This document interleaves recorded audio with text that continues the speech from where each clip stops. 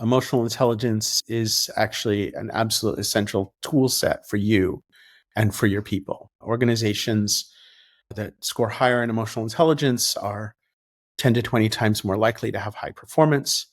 You're going to retain people, you're going to engage customers, and your brand is going to have a different impact if you've really paid attention to the emotional experience that you're creating. So there's now just tons of research that we can boil down to a simple sentence. Emotions drive people, people drive performance. If you're finding value in what you're watching, consider hitting the subscribe button and turning on the bell notification. Oh, and don't forget to drop a comment. I love hearing your thoughts and ideas. By the way, we have got a ton of other videos waiting for you. And if you are ready to level up your mindset, come hang out with us in our private Facebook group called Mindset for Business Success. Welcome to Super Entrepreneurs Podcast. I'm your host, Shahid Durrani. Today we have with us Joshua Freedman. Joshua is the CEO of 6 Seconds, a global emotional intelligence community. He equips strategic leaders with emotional skills and metrics for a great culture. Welcome to our show, Joshua. Again. It's great to be back. For the second time. Yes, I love it. Just to start off today, can you share how emotional intelligence can drive innovation, creativity for entrepreneurs and their ventures or their establishment, giving them a competitive edge from someone who's not looking into emotional intelligence? Sure. I think that as an entrepreneur, you are probably pretty focused on what you're creating, what your value proposition is, what you're bringing to market. You probably have some thoughts about how you bring it to market, how you build customers. You might have some thoughts about who you need in your team. Probably you have relatively little bandwidth where you're saying, how do I need to show up to engage those people to have that result? Most entrepreneurs have some thoughts about culture and thinking, I want a vibrant, positive culture, but probably not a lot of tools to do that. You've probably heard the famous Peter Drucker quote, culture eats strategy for breakfast. And you probably recognize that if you have some weaknesses in your culture, people aren't really collaborating, people aren't really communicating, your great product ideas and innovations are going nowhere. You might not realize that emotional intelligence is actually an absolute essential tool set for you and for your people. Organizations that score higher in emotional intelligence are 10 to 20 times more likely to have high performance.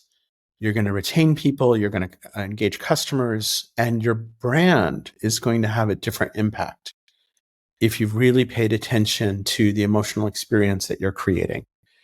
So there's now just tons of research that we can boil down to a simple sentence. Emotions drive people, drive performance. Yeah.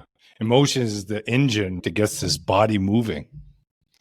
Literally, at a neurobiological level. It's super interesting. There's some research has been done on people who don't really have emotions, usually because of a brain injury or illness. Okay. And what's fascinating is they can be really smart after those brain injuries.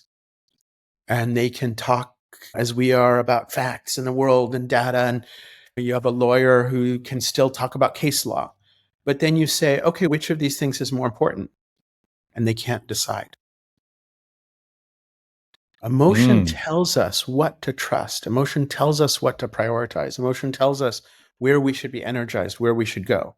So when you have a board meeting and someone says, my gut is telling me this is what's important, that's emotion.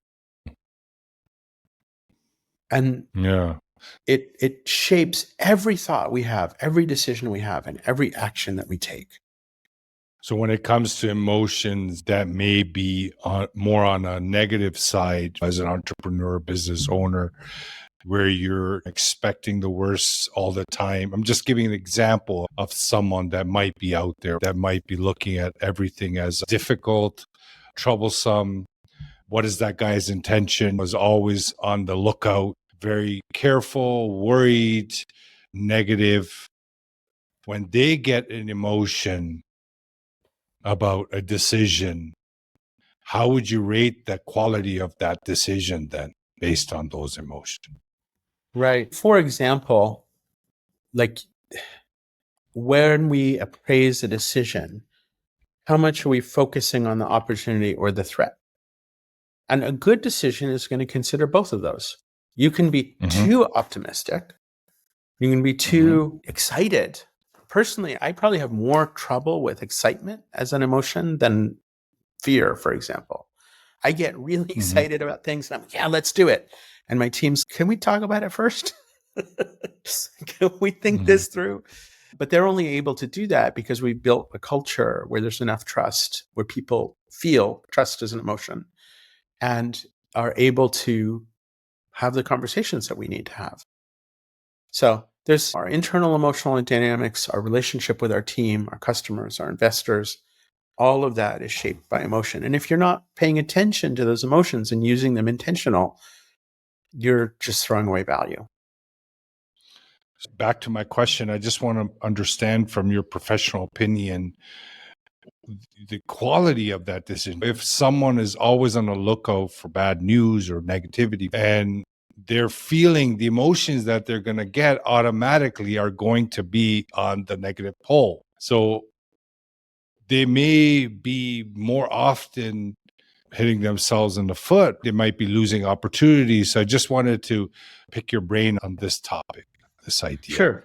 So certain emotions tell us about opportunities and certain emotions tell us about threats. And so if you're, an emotion like excitement, emotion like curiosity, emotion like joy, those are signals of opportunity. And if you are not tuning into those feelings in yourself and people around you, you're going to miss those opportunities.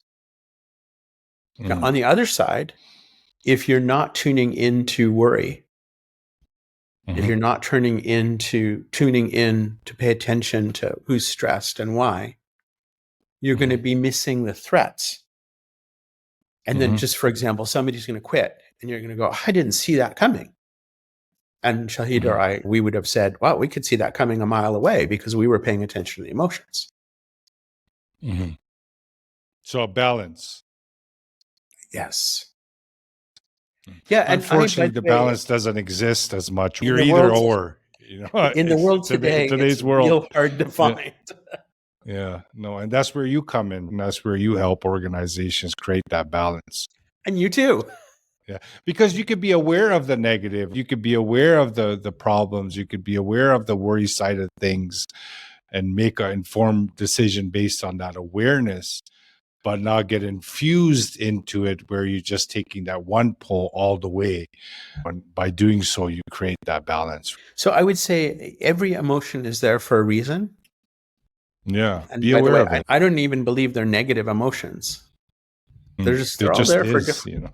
Yeah, it is what it is. Yeah. They're all there for different reasons. What is this? Yeah. And are we listening to just one? Are we listening to like just these couple, or are we going to really hear all these perspectives? So can you share some tips or some information on entrepreneurs leveraging emotional intelligence to navigate uncertainty, manage stress, for example, under pressure decisions, like quick decisions? Anything that you can share on that? Yeah, first of all, you just mentioned uncertainty. And I think maybe we could talk a little bit about uncertainty. Sure. Please. I don't know about y'all, but I am so tired of like, we're living in unprecedented times. So much uncertainty. And our brains are not wired for uncertainty. There's an interesting study that was done at University College London, as studies do. They had two groups of people. One group of people, they said, play this video game and you will get a shock. In the other group of people, they said, play this video game and you have a 50-50 odds of getting a shock. Logically, 50-50 odds is better than definitely getting a shock, right? But most people, the majority, opted for the guaranteed shock. And the reason is uncertainty is literally painful for our brains. And this level of uncertainty that we're living in today, people are exhausted by it. So we just published the new State of the Heart research, which is the global benchmark on emotional intelligence. 169 countries, randomized sample. Been doing this for 12 years. And we are in emotional recession. People are so deeply depleted after the last few years, which came after the few difficult years before that, by the way, right? And people are deeply depleted. You as an entrepreneur, chances are you are more depleted than 5 years ago. Everyone on your team, chances are they are. All of your investors, all of your allies, all of your customers, all the people you meet on the street, your children, if you have them, your neighbor, like all around you, people are in this state of emotional exhaustion, if not burnout. So that makes the work that we're talking about harder and more important. Definitely more important. Yeah. And for uncertainty or navigating uncertainty, what do we feel if I'm living in uncertainty and all the times that we went through, obviously since COVID and since the pandemic, it was a shocker for a lot of people and it disturbed lives. There's people we lost, loved ones we lost. Businesses were kaput in a lot of areas. A lot of people had their income just wiped away and had to rethink everything.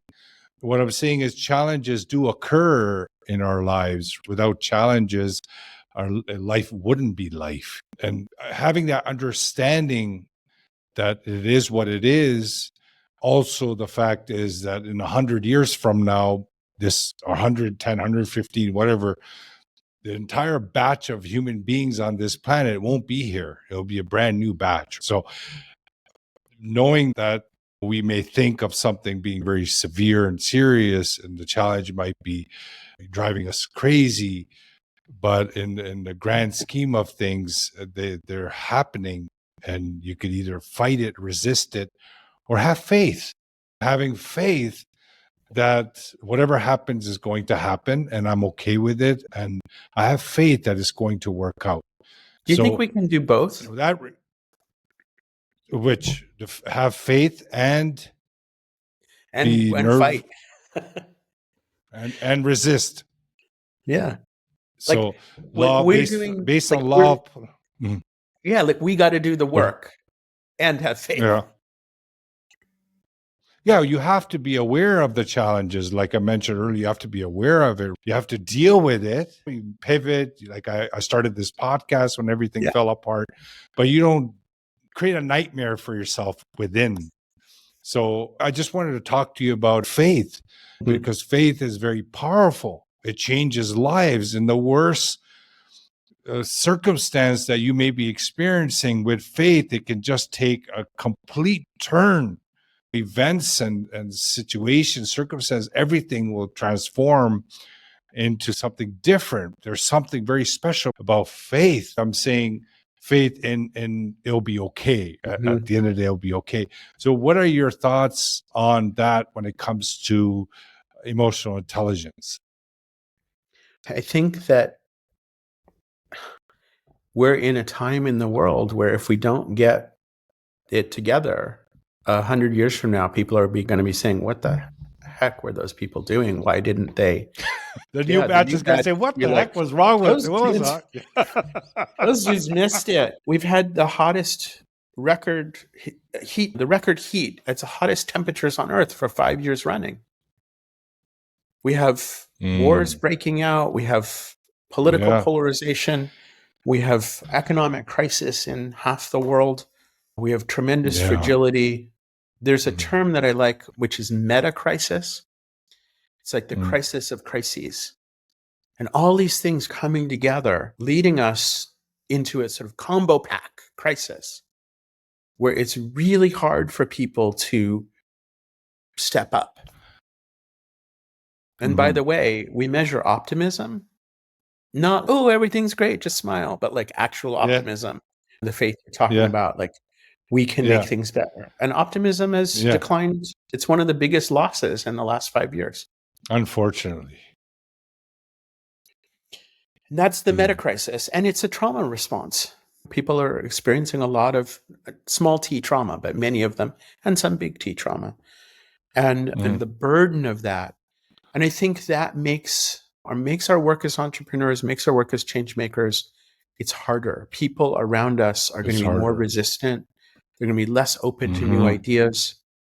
They're going to be less Mm-hmm. willing to adopt, to pivot, to shift, to put money in something uncertain. We should buy gold, right? That's what people do when they're really stressed. And so Yeah. there's this withdrawal that happens. As an entrepreneur, we're trying to like get people to step forward into something new. That's like what entrepreneurship is all about. Mm-hmm. And I have tremendous faith in humanity, and I just Same here. see people do just unbelievable things. Incredible things. Yeah, incredible things. I'm running our master coach certification this week, and I've just been hearing these deeply profound conversations between more or less strangers as they support each other in creating transformation and just grappling with just ordinary stuff, but in an extraordinary way. And I see, and this is people from, I don't know, 7 different countries here together. And I see people have an unbelievably deep capacity for compassion and growth and commitment to change. And it's being tested hard. How you mentioned about all the issues that we're facing in the world, the climate change, the flooding, and just one thing after another. Do you feel that is basically the lack of awareness towards our thoughts, emotions, and actions individually, right? In the business world and just in general, if we had more of those throughout history on an individual basis, I think personally things would be different. I've thought a lot about, okay, I've got this one life. What am I going to do with it? Mm. And what will make the biggest difference in the world? And I look at all of these issues that there's so many, some things have gotten better in my lifetime, but there are a lot of things that have gotten worse. And what will Mm. make the biggest difference? And I've chosen developing emotional intelligence, teaching people how to grow these skills, supporting people to practice and grow these skills, because it is so foundational. If we Mm. can connect with our own emotions and each other's emotions, we kind of feel our shared humanity. If we can actually make better decisions that aren't so short-sighted and impulsive, if we can have this sense of, wow, I have a responsibility to myself, to the people around me, to my Yeah, community, to the definitely. whole world, Mhm. to the future. Mhm. And I need to make Yeah. choices today that are in line with that. And it's not It's like, the oh, individual. big drag, right? That's freedom. That's Yeah, it's freedom to be able freedom. to say, I can do this. Yeah, you take your power back. Yes. You take your power back. And this means a lot when it comes to building your business, creating wealth, building relationships, leaving a legacy. If you can take care of another human being at that level, but first taking care of yourself outwards, inside out, you have a big hand in the overall health of the society and business. A lot of the entrepreneurs that I meet, I'm curious if you experience this too. A lot of entrepreneurs that I meet feel a really profound responsibility to their team members, to their customers, to their investors. A lot of pressure. A lot of pressure. And a lot of us get into a state where we're not taking care of ourselves. The And attention is outwards. and then comes a day when we wake up in the hospital and I'm like, oh, oops, I guess I should have done it a Hmm. little different. And I think that Hmm. piece you just talked about of how do we strengthen ourselves in a way that strengthens one another? Hmm. Because I don't think I don't think humans are social animals. And as social animals, I don't think we're at our best when we're alone. And yet, entrepreneurship is really lonely in a way. And how do But we I build found those? Yeah. But I found, Joshua, that going deep within, some people may look at that as being alone, but Mhm. there's something extremely special about it, that there's no feeling of loneliness at all. There's something very powerful about spending time inwards in that emptiness or the stillness and the calmness. You do that for 15 minutes, for example, you just feel like a brand new human being, infused with some sort of a strength or power that you gain from within. So when you go within, your attitude starts changing about other people. How you mentioned about dealing and working with other people, it stops becoming a competition or what does this person think of me type of mentality towards what can I do for this person. It shifts everything, how we deal with one another. And I just feel like going deep within is the secret to life. It's very special. Yeah. And these skills of emotional intelligence, a significant Mhm. part of it is really being able to Of understand course. ourselves more Mhm. honestly, more profoundly. My experience is if we don't really learn to listen to ourselves, if we don't connect with our own emotions, we don't connect with others in the same way. Mhm. And we It's end up hard. making, yeah, we end up doing stuff that we regret. When I think a lot of it is about switching off autopilot and kind of learning how to be more intentional. But it's also fun. Like this sounds so heavy. Yeah, it's a lot of fun. It's so liberating. And I feel like Yeah. my It's life, clarity, right? yeah, Clarity provides a lot of peace. I think in a lot of my life, I would end the day looking in the mirror and saying, yeah, no, that's not who I wanted to be today. That sucks. Like it's so much more fun to go, yeah, you know what? I laid it all out there today. I was open, I was honest, I was authentic. I listened to people, I listened to myself, and I did my best. That's awesome. Mhm. It is. It is. That said, let's talk about Gen Z a little bit Sure. because I have some bad news in our research. And I think a lot Mhm. of people who are leading businesses are going to be struggling with this, working across generations. And Mhm. I hear a lot of assumptions from managers and leaders like, oh, they're Gen Z, they're not motivated, they're fragile. And our research is a little different. We did find that a lot of the declines in emotional intelligence that we've seen in the last 5 years are worse for Gen Z. That the kind of factors that allow people to drive themselves, like optimism that we talked about, something we call pursue noble goals, which is that sense of purpose you talked about. For Gen Z, those have declined even more than everybody else. At the same time, our research shows people in Gen Z are really focused on achievement. And they're actually surprisingly, like you would think in a younger generation, people be more like risk oriented. And actually, what we found is that they're more cautious. Mhm. I So I think noticed that. it tells us something about how do we need to manage when you have people who are like not feeling that sense of optimism, feeling that cautiousness. How do we help connect the dots? And I think if we have young employees and we're not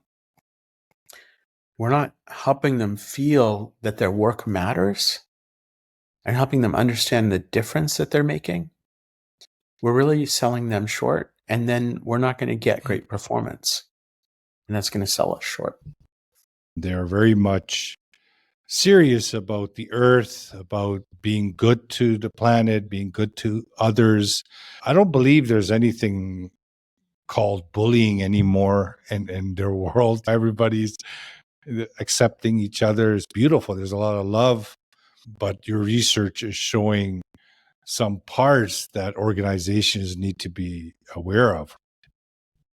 Yeah. And in simple terms, I guess what I'd say is overall, for all of us, we're in deeper water. The waves are bigger when it comes to emotions.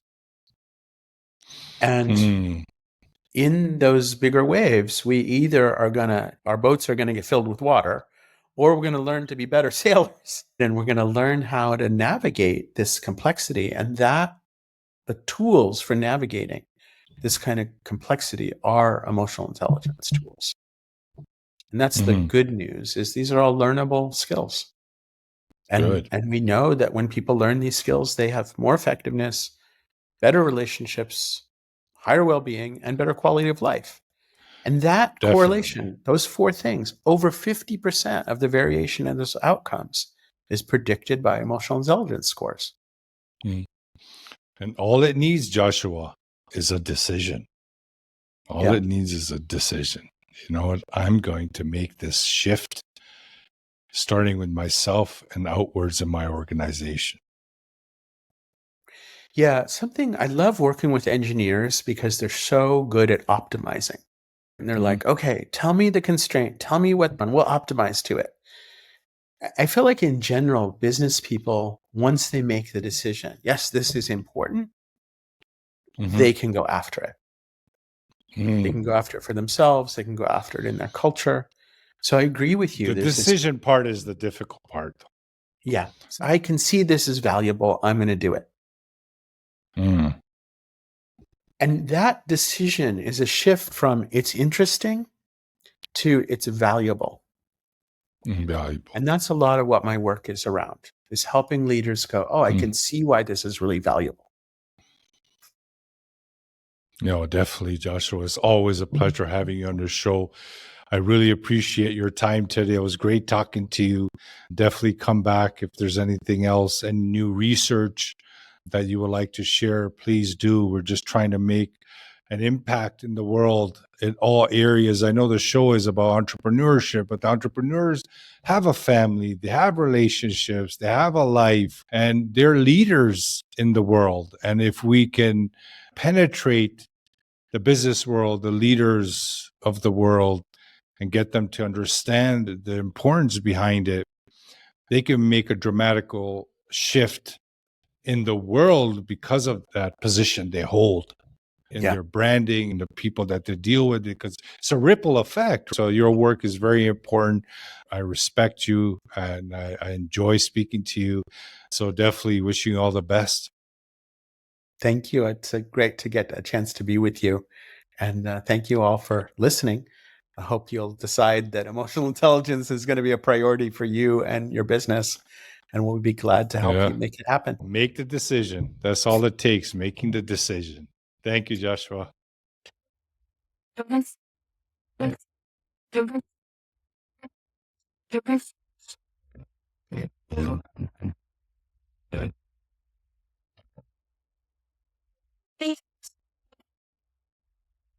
Feeling in here.